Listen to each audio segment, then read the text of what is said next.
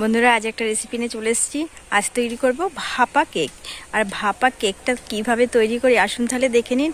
খুব সহজভাবে আর খুব কম সময়ে কিভাবে তৈরি করতে হয়, তাহলে সাথে থেকে পুরো রেসিপিটা দেখার অনুরোধ রইল। বন্ধুরা ভাপা কেকটা তৈরি করার জন্য আমি এখানে নিয়েছি, প্রথমত সুজিটা দিয়ে করব। সুজি নিয়েছি, আর এখানে একটু গুঁড়ো দুধ নিয়েছি, আর এখানে লবণ আছে, আর এখানে একটু কালার নিয়েছি, গ্রিন কালার, আর এখানে রয়েছে বেকিং পাউডার, আর এখানে পরিমাণ মতন একটু চিনি নিয়ে নিয়েছি।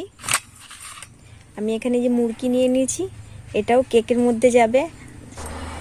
বন্ধুরা একে একে তাহলে আমি সব এখানে মিশিয়ে নিচ্ছি। এখানে সুজি নিয়ে নিচ্ছি এক বাটি, আর এখানে বেকিং পাউডার হাফ চামচ, লবণ, গুঁড়ো দুধ,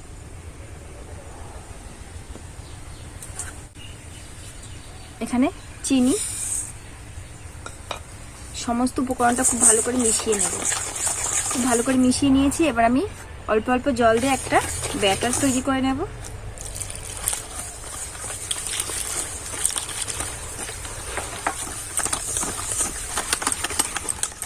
খুব ভালো করে আমি ফেটিয়ে নিয়েছি। এবার আমি 15 মিনিটের জন্য রেস্টে রেখে দেব।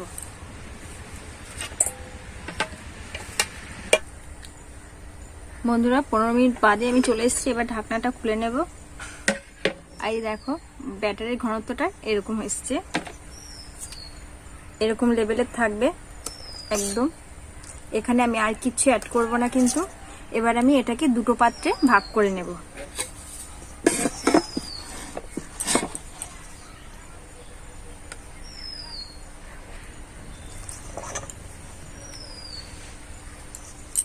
আমি সমান সমান করে দুটো পাত্রে নিয়ে নিয়েছি।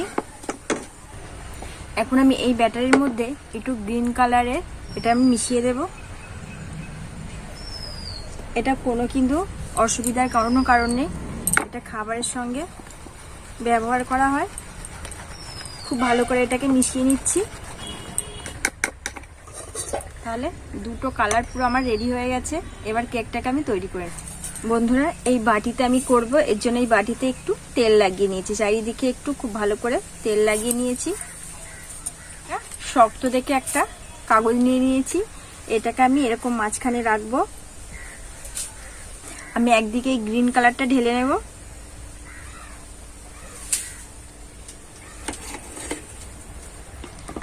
আর অপর দিকে নিয়ে নেব আমি এই হোয়াইটটা। এটা এবার ঢেলে দেব।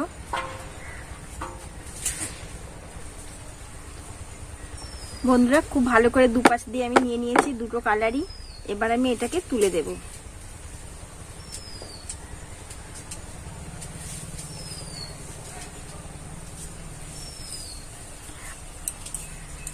এবার এই মুরগিগুলো আমি এখান দিয়ে একটু ডিজাইন করে দেব।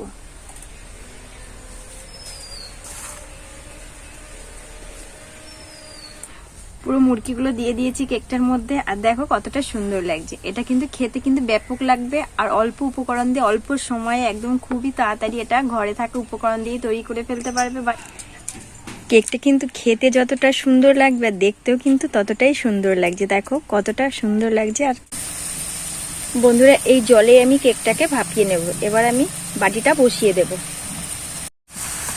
এটা আমি 10 মিনিটের জন্য একদম ভাপে। বন্ধুরা এবার আমি ঢাকনাটা খুলে দেখব কেকটার পরিস্থিতি কেমন। একটা কাঠি নিয়েছি, এই কাঠির সাহায্যে দেখব। একদম ক্লিয়ার আসছে কেক, মানে লেগে যাচ্ছে না, তার মানে হয়ে গেছে আমার কেকটা। এবার আমি নামিয়ে নেব। এই দেখো কত সুন্দর লাগছে কেকটা দেখতে। একটু ঠান্ডা হলে আমি কেকটাকে এবার তুলে নেব। ঠান্ডা হলে বন্ধুরা কেকটা আমার ঠান্ডা হয়ে গেছে। এবার আমি কেকটাকে তুলে নেব।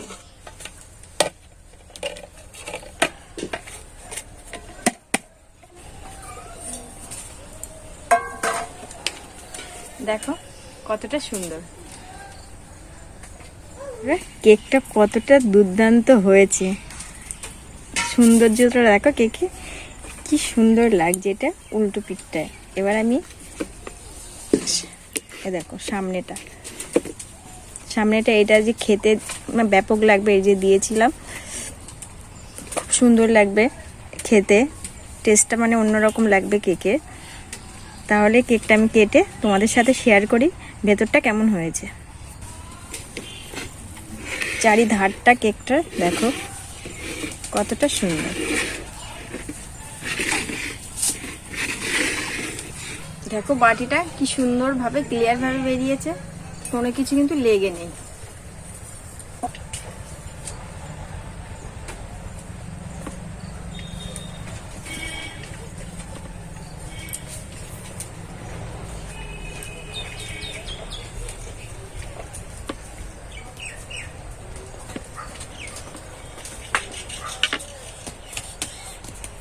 এই দেখো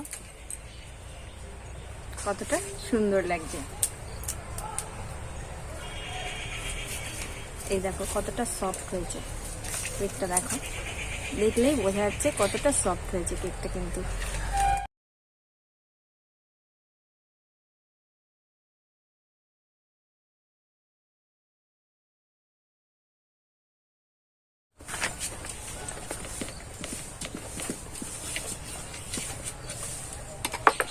সব পিস পিস করে কাটা হয়ে গেছে।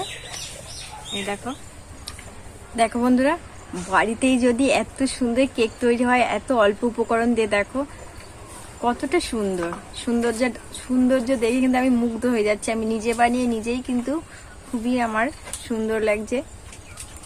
এই দেখো একটা কেক আমি ভেঙে দেখাচ্ছি, একদম কতটা সুন্দর হয়েছে, দেখো খুব সুন্দর। দেখো